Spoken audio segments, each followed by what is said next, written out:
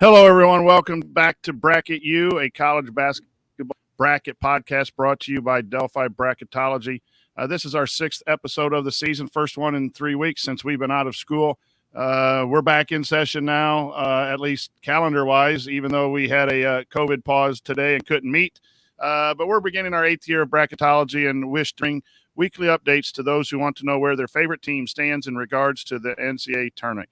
The podcast is for junkies who have March Madness all season long, and we're able to create new content thanks to the sponsorship of Coca-Cola Bottling of Kokomo and the generous donations of our followers. Special thanks to Bob Thompson for creating our intro and outro music, and to Jared Morris of the Assembly Call for inspiring us to branch out and use technology like we are today. Joining me tonight is Cade Nelson, our junior editor of Delphi Bracketology, and our senior editor of Delphi Bracketology, Luke Smock. And so, as I said earlier, there was no meeting this morning. So we're going to use the show tonight to make some decisions on the bracket live. If you are watching live and want to go to the chat, you can throw a question in the chat, and we'll try to answer that for you. For any of you listening on our audio podcast, we'll try to explain what we're sharing on the screen as we share our spreadsheet and our decision-making tonight for about a half an hour, and we'll see how far we get to go. So, Cade and Luke, welcome to the show. How you guys doing tonight? Good. Very good. Luke, everything going all right? Good to have you back on the show. Yeah, I'm doing good. All right, so let's just get right to it. On Thursday mornings, we meet, and we usually have more than just the three of us, but we have anywhere from 6 to 10 people that get together. We throw a spreadsheet up on the screen, and we talk about where teams seated. So the process happens this every night. The net ranking is updated. We use warrennolan.com to gather our information. We put it on a spreadsheet, and we do a quick initial sorting of teams 1 through 68, and then we meet and we share out where our concerns rest with the bracket. So that's what we're going to do tonight. What you see is updated prior to any games happening tonight. The records based on this morning, and we're going to try to place them in 1 through 68 here over the next 20 or so minutes. So we're going to start right away with the number 1 seeds. This is an area, guys, where I'm looking for your input here. I think there are 10 teams that an argument could be made for a possible 1 seed. Obviously, some of those teams are in better position than others, but we need to put teams in spots 1 through 10, and these resumes are kind of tight. I'm going to start off saying that I think Baylor is still pretty clear-cut after receiving their first loss, that they're still okay at the number 1 seed. I think Gonzaga also fits into that. They've typically been okay. Then the question becomes, you have 2 SEC teams. You have Duke, Villanova, Texas Tech, like I said, LSU, Auburn. So let's go. We're got to fill the 3rd and the 4th spot. Right now, our 3rd number 1 is LSU. Our 4th number 1 seed is Auburn. We'll start out with you, Cade. What do you see there? Do you think that's a good sorting, or do you think you see a team like Arizona or Duke on that 1 seed line? I think obviously all these teams are pretty close in resume and overall record. So I think where we have LSU and Auburn right now, it's not a bad place to be, but there's definitely some teams that could be up there. Like you said, Duke, they're pretty similar to Auburn and LSU in terms of quad 1 wins, but they also have a quad 3 loss. So I think Auburn and LSU being up there right now is fine. Luke, your thoughts on our number 1 seed line. Duke has fallen off, and Arizona has fallen off from the last time we put out a bracket last week. Do you think those teams need to be reconsidered, or are we good with LSU and Auburn? I like the way we're sitting right now because those teams they're only lost. LSU and Auburn both have only 1 loss. It's in quad 1. They've both won 4 quad 1 games, which is pretty good. And then, so if you look down at Arizona, yeah, their net's 2, but they only have 1 quad 1 win compared to Auburn and LSU's 4. and Duke's quad 3 loss, I think that weighs them down. So I like the way we have it right now. You know, what's interesting is sometimes teams move down and didn't really deserve to move down or didn't do anything to move down. That's Arizona. You know, Arizona got off to a good start. And when we look deeper into the team sheets to the actual numbers inside quad 1 and numbers in quad 2, I think the wins for LSU, Auburn, Gonzaga, Baylor are a lot better than the wins for Arizona. And the total number, guys, I think of LSU and Auburn caught me by surprise when we put this together after being off for sometimes. You look at the quad 1 and 2. We'll throw this up on the screen here and see if we can't get it for our viewers who are live or going back on YouTube. So this is our spreadsheet that we have. And you look in this area here, we're looking at the quad 1 and quad 2 for our audio listeners. LSU has 8 combined, 1 and 2, and Auburn has 9. And when you go down to the next level of our 2 seeds, boy, you're looking at totals of 3, 7, 4, and 4 combined quad 1 and 2 wins. So we're going to stick with our 1 seed line. That's how we do business. We're going to now look at our 2 seed line, and we have 6 teams: Texas Tech, Villanova, Duke, Arizona, and Kansas, and Purdue, who I think all kind of deserve maybe to be on that 2 line. And it's real tight. I'm just going to throw this out and see your guys' opinions. Texas Tech has 2 great wins. Kansas and Baylor, a couple of their losses, they had some COVID absences. Villanova has lost 4 games. That's a lot of losses for a 2 seed, but they're 4-4 in quad 1, and look at their strength of schedule, 2-10. They've played one of the best schedules in the country, and I do think that gets rewarded. Duke has a quad 3 loss at home to Miami. Arizona only has 1 quad 1 win, and then you have Kansas and Purdue, who are very, very similar at 13-2 with 8 nets of 8 and 9. So you have 6 teams. Go ahead, Luke. Anyone there you want to talk about, or any movement that we need to make on our spreadsheet? Yeah, I think the only one you can think about moving down is Duke, just because that quad 3 loss. I mean, looking at everyone else at the moment, that's pretty big time for right now. So I think if you're looking for one team to drop, I think that's where you go. Okay, Cade, is there any movement you would like to see us make on the 2 seed line? I think I can kind of pick off of Luke here. If we're going to move Duke down, then I think we might look in moving Purdue up to where Duke was and kind of replacing them with Purdue, just because their net is 8. I know their strength of schedule isn't as good as Kansas, but obviously that net does play a big role. So, yeah, I think we'd move Purdue up for Duke. So I have no problem keeping Purdue at a 2 seed line. That's where we had them last. You look at the comparisons, though. I'll throw this out and see what you think.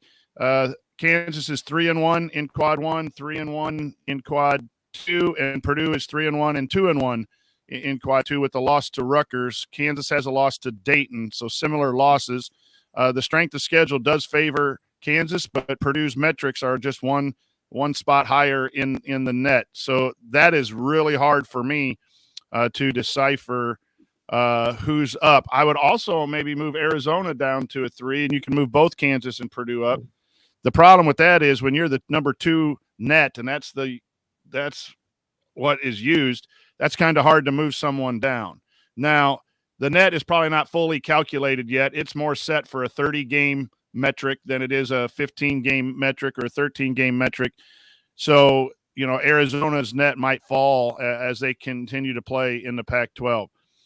So are we in consensus that we're going to move Duke down to a 3 seed line? That 1 loss will ultimately move them from a 1 to a 3. Is that correct? We're good with that? Mm-hmm.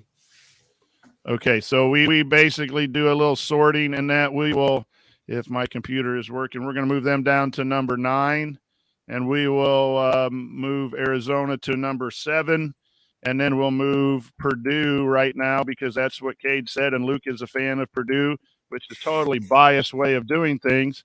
We'll just move Purdue up to a 2 seed line for now.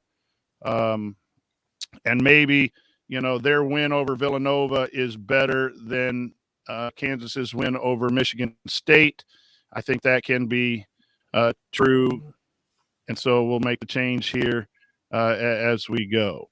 So, fellas, as I'm making this change and showing our listeners on YouTube, we are now what we're doing and trying to show our.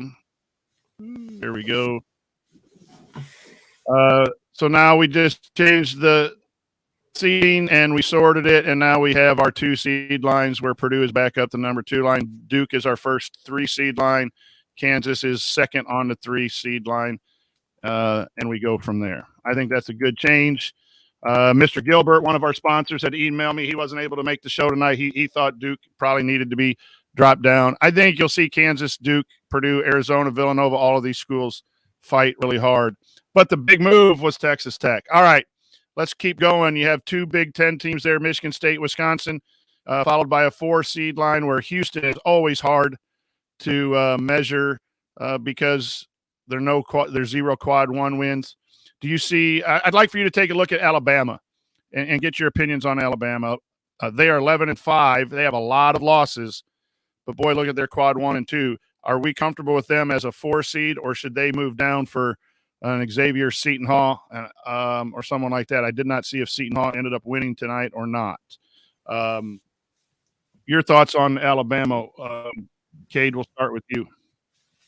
I think that there's definitely a conversation to be had about Xavier and Seton Hall. But if we're going to talk about Alabama having a lot of losses, we have to talk about their strength of schedule too. They have a 3 strength of schedule, so that obviously doesn't help them out because they're going to be playing tougher games than most other teams. But Seton Hall's strength schedule is 14. So at this point, with how close both of those teams are in resume, I wonder who Seton Hall has beat and who Alabama have beat. I know did Alabama just beat Auburn? Was that right? No, that was the other way around. I think Auburn beat Alabama at Alabama. Okay. Yeah. And I'm trying to get that might even help Seton Hall's case or Xavier's case a little bit more, just because I'm not sure the wins they have, but that might boost them up. Seton Hall got beat. What we're seeing here is on the screen right now is a team sheet that we use. So if you're watching on YouTube or going on our webpage and watching our video, this team sheet breaks down all of the important statistics that the NCAA committee looks at in a different format so you can look at it. So for our audio listeners, Alabama is the only team on the screen right now, and it shows which teams they played in each quadrant, some strength of schedule record. The amazing thing, if you're watching this, is that Alabama has played no teams in quad 4. And if you get used to looking at a lot of these, a lot of teams will play anywhere from 5 to 8 to 10 teams in quad 4 to get some wins. Alabama, this is the wildest team sheet as far as strength of schedule that I've seen. And so I think that speaks to Cade's point about Alabama's strength of schedule, despite the number of losses. They have gone out and played people. They have beaten the number 4 net Houston. They've beaten the number 5 Gonzaga on a neutral court. They've beaten the number 10 Tennessee. Those are quality wins as well. Their worst loss is on the road to Missouri at 2:30. That really sticks out, and that's probably why they're at a 4 and 5 seed discussion, not even higher. Luke, with all that information, are we okay with Alabama at the 4 seed with 5 losses, or do we need to move them down in favor of one of our other teams? No, I like Alabama. I like rewarding teams that actually play a tough schedule, because there's some teams, like you said, who just take their schedules so they can build their resume and get all those wins. It's kind of a similar way of football, the way college football goes sometimes. So I think you can really reward them for playing such a tough schedule and still winning games. Houston falls into that too, doesn't it? I mean, Houston in the American Conference, they don't get as many opportunities. They have great metrics. Their net is 4, but their resume is not so good. So that I think that's why we dropped them down. What do you guys think about UCLA? They've been on a big COVID pause, so they haven't played as many games. They only have 11 games. They're 10-1. Their only losses to Gonzaga. Do you think they're fairly ranked? Luke, we'll go to you a little bit on your thoughts on UCLA. Yeah, I like them where they're at. I don't know who you would move above them, because Seton Hall did just get beat, and that was to DePaul, who was near the bottom of the Yeah. Big East. So that's a pretty brutal loss. So they will not be going up for sure. Xavier, So- you could argue, but UCLA losing to Gonzaga is not a bad loss at all, and that's their only loss. So I don't think you can move them. Yeah, and the loss of opportunity shouldn't calculate in here. They have a really good strength of schedule, or not really good, but a good strength of schedule. So we're coming now to our what we would consider seed line 17 through 20. Again, if you're watching on YouTube, you can take a look, blow up the picture to full screen. You can take a look at our data. If you're on the audio, you're just seeing a bunch of numbers, teams with a bunch of numbers that we use to compare. So our 5 seeds are Xavier, Seton Hall, USC, and Iowa State. So here's a situation where if we have a meeting and some result happens, Seton Hall is probably now 10-4 instead of 10-3. I think that was at DePaul, so that's probably going to be a quad 2 loss. That doesn't devastate them. They'll probably stay in the 5-6 seed range, depending on other outcomes. Cade, I'm going to talk to you about USC. You were on the television show this week with ISC Sports Network. By the way, we also do a show that comes out on Wednesday night, an in-studio TV show where we go over some stuff. USC is interesting because they are undefeated. Their net is 18, and they took a loss to Stanford on the road the other day for their first blemish. Your thoughts on USC? Are they appropriately seeded at number 19 overall and a 5 seed? I think they are, just because even though they have an 18 net, I think the only reason why they're lower than Seton Hall or Xavier is just because that they only have 2 quad 1 wins, which is good for them. And the fact that they're 2-0 in quad 1, but the fact that other teams have 3 or 4 ahead of them, I think where they're at right now is fine. So I think we're not seeing a whole lot of movement. We've made one change, and what's really good for our listeners and our viewers is this is how better decisions are made. We kind of look at this and we try to bring up areas that we concern and that are of a concern. We spend a lot more time individually with doing research. So we'll have 10 people in a room, and someone will be looking up these 2 teams comparing, and someone else will be looking. And then when they have a decision made, then we bring the group together. We're not demonstrating that tonight. We're just demonstrating some of our talk. Iowa State is our last 5 seed. They've had a really tough start, playing tough competition in the Big 12. They're a team to watch that they could either stay in this range or maybe they are more like their preseason ranking where they thought they were going to be last in the Big 12. But right now they're a 5 seed. And then this is where it gets tricky, guys. You got some really quality clubs that have had some issues one way or the other, and you see 3 and 4 losses each one of these teams, and all of these teams have good nets, which is the NCAA rating system. So we're talking about the 6 seed range, and one of these teams is going to be our 7th seed. Number 10, Tennessee. Number 11, Illinois. Number 13, Kentucky. Number 15, Texas. And number 16, UConn. Each one of these have some pros on their resume, and each one has some negatives. Cade, we're going to start off with you. Which one of those 5 do you think is the best, and why? The best, I'd probably have to say Tennessee, just because they've played the hardest schedule, and the only losses they've had are in quad 1, and everyone else has a quad 2 loss, except for Texas, but they also don't have any quad 1 wins. So, yeah, I think Tennessee is the best. And obviously that's kind of easy to see with their 10 net that they have. But, yeah. Luke, of those 5 schools, who would you rank the best? Which would be our top 6 seed? I think I'm going to go with Illinois. They've been dealing with some injuries to some of their best players, and they started off without Kofi. So I think once they get their whole team back together, because I think Curbelo, whatever his name is, I think he's still out. So I think when he gets back and they have all their top dudes, I think they will shoot up quite a bit, and their nets support that idea as well. And 2-2 in quad 1, 2-2 in quad 2, no losses in quad 3 or 4. 3 road wins is something else you could argue for Illinois. So right now, if we switched Illinois and Tennessee, if that was our decision, it really is not going to change a seed. But I think those are the two clear-cut teams. I think you'll see both of those push to move into the 4 or 5 seed range before the season's over. I think those are quality ball clubs. So now we have Connecticut, Texas, Kentucky. Which team is left out of the 6 seed range, meaning which team is most likely the top 7 seed? Luke, we'll start with you. Connecticut, Texas, or Kentucky? I really like the Texas team, but if you look at the resume, having no quad 1 wins at the moment, that's kind of rough looking at everyone around them. So I think if you had to choose amongst those 3, I would put Texas at the bottom just because they got to get a big win at some point in order to stay up there. Cade, you got to pick one of these 3 to be a 7 seed. Connecticut, Texas, Kentucky. Who are you picking? I was going to say the same thing that Luke just said, like literally everything the same that Luke said.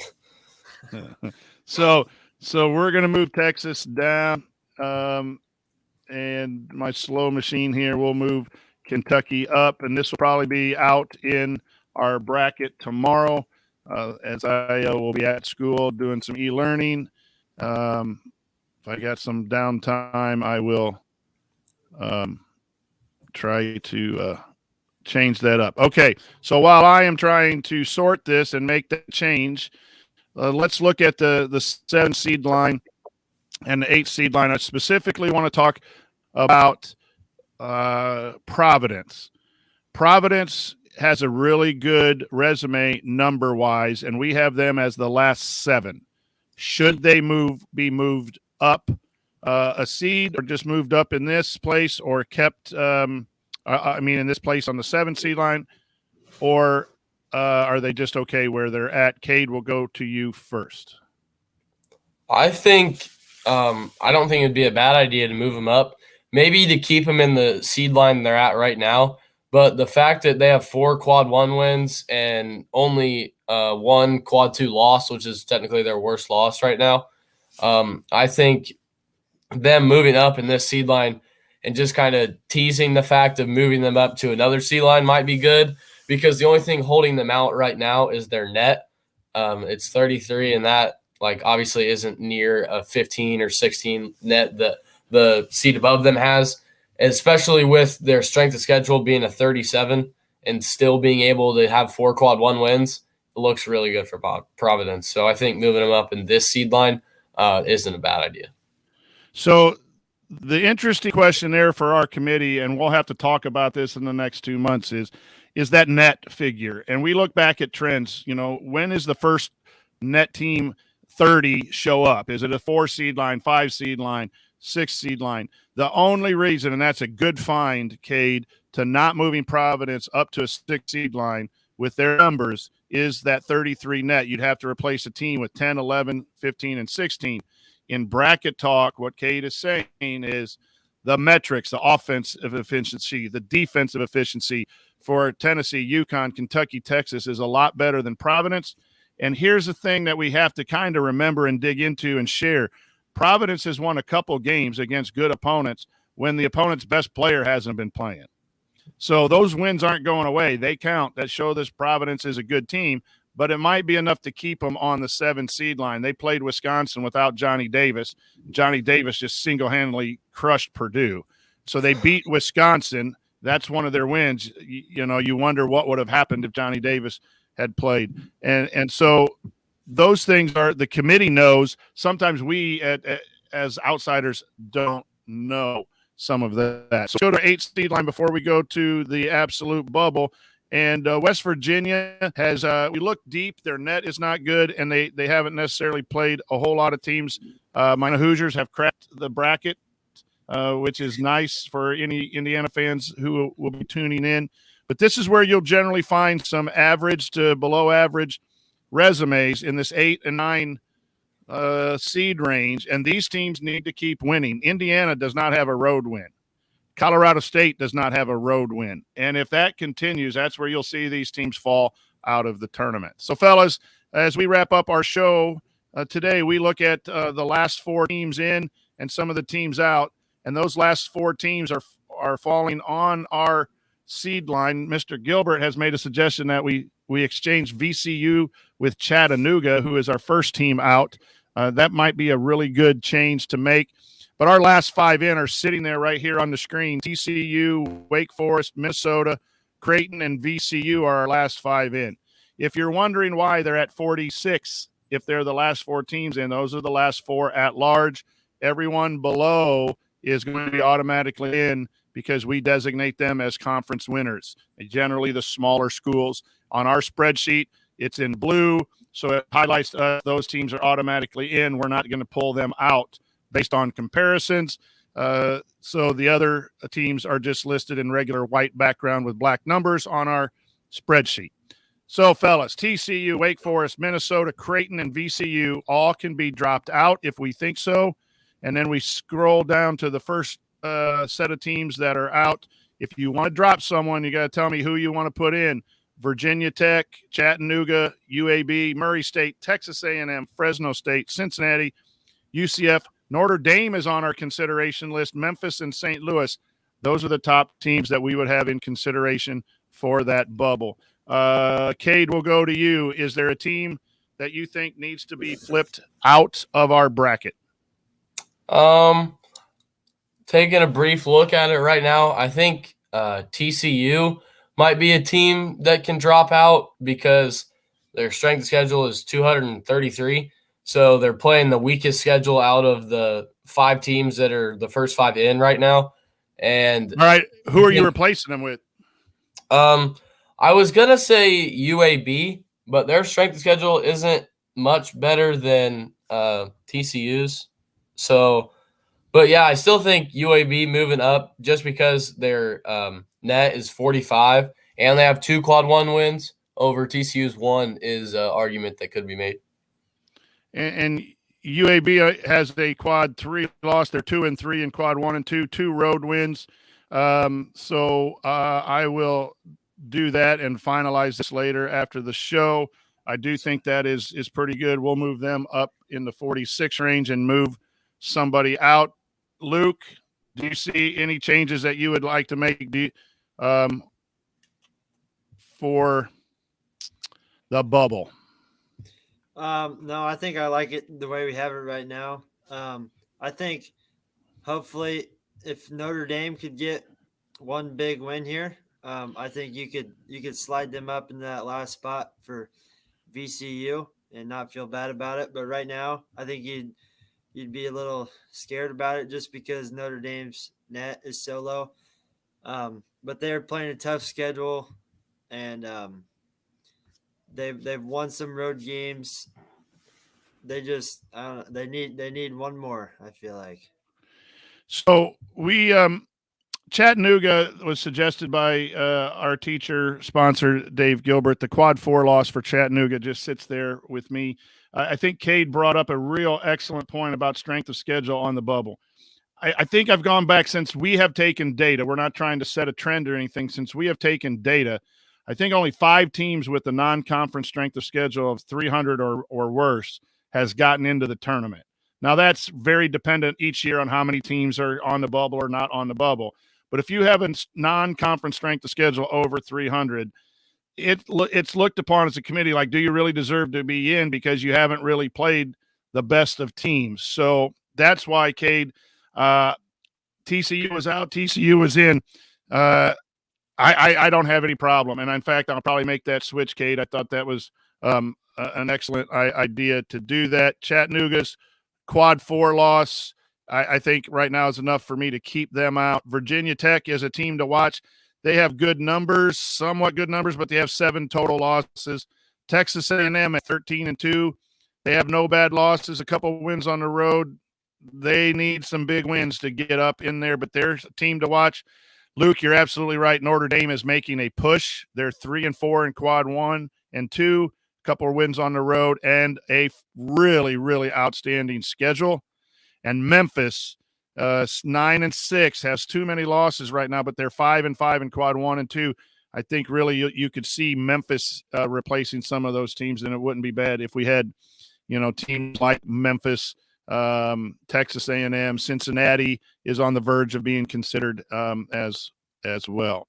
So we that'll do it for our bracket part of our show.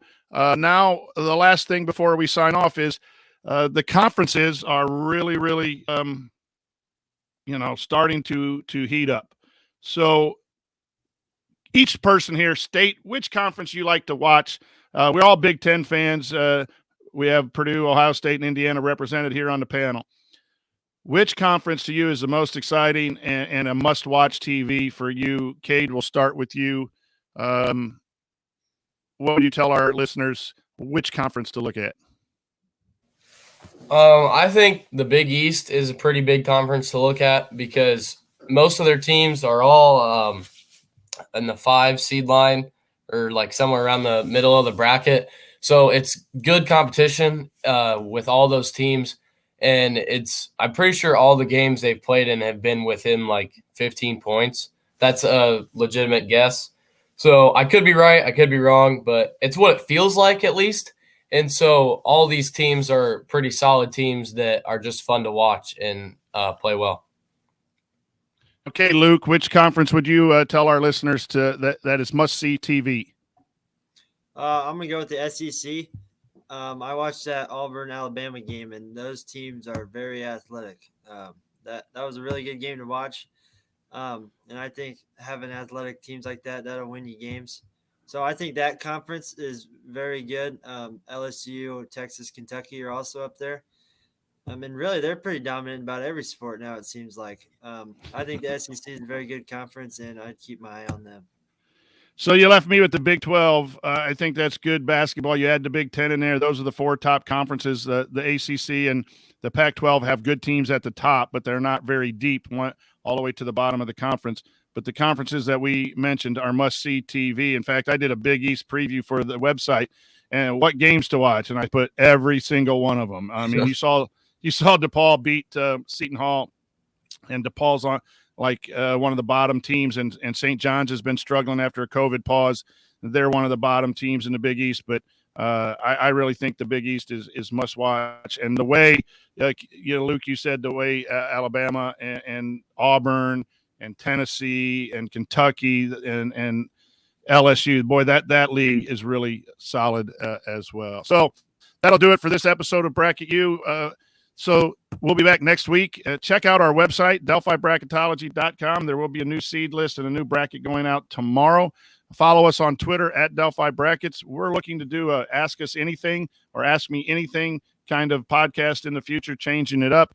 But it's at Delphi Brackets on Twitter, Instagram at Delphi Bracketology. We have all kinds of updates and information and articles being published, short burst articles, quick for a phone read in between your time at work.